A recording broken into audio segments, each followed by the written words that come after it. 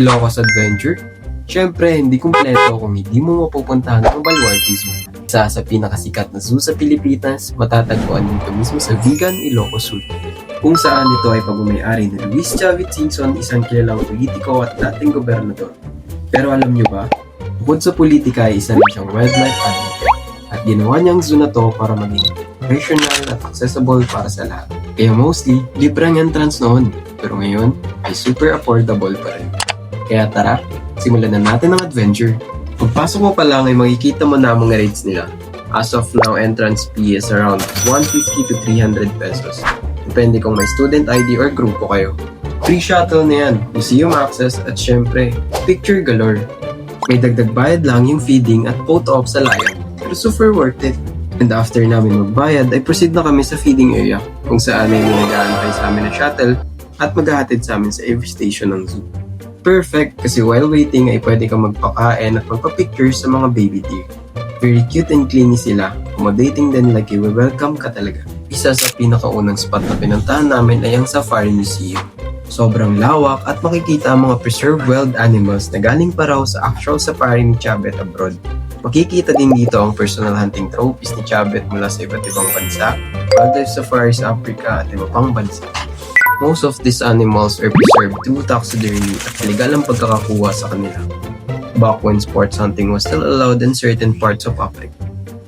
Aside from real preserved animals, may mga giant artificial animal figures din sa loob para sa kids at pang photo ops na rin. Lahat ng hayop dito ay preserved specimen mula sa personal safari ni Chavit sa abroad.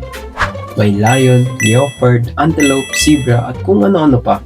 Ito na ang isa sa pinakainaabangan, ang white lion na si King. Yes, King talaga ang pangalan niya. Grabe ang majestic niya. Kalmado lang pero powerful ang presence. May photo off area din na pwede magpa-picture kasama siya. Of course, with safety protocols.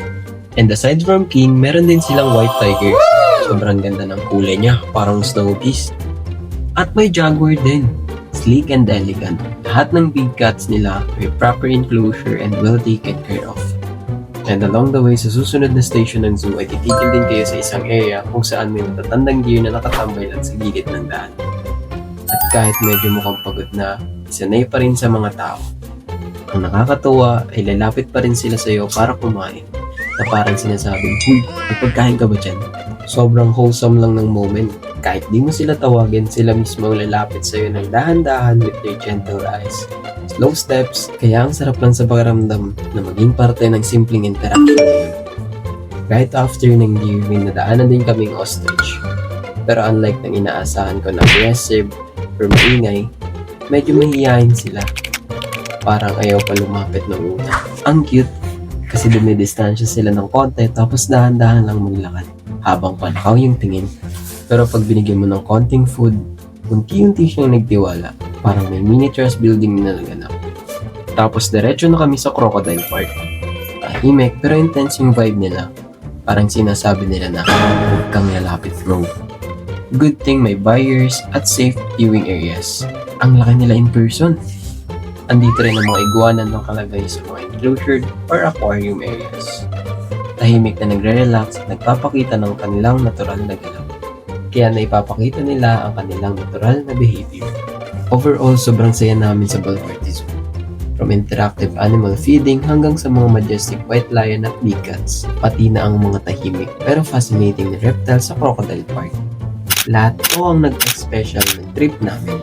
Gustong gusto namin kung paano na ipakita ng zoo ang balance ng fun, education at respeto sa mga hayop. Para sa amin, sulit na sulit ang entrance fee kasi marami kang makikita at na-experience. Lalo na kung mahilig ka sa wildlife at nature.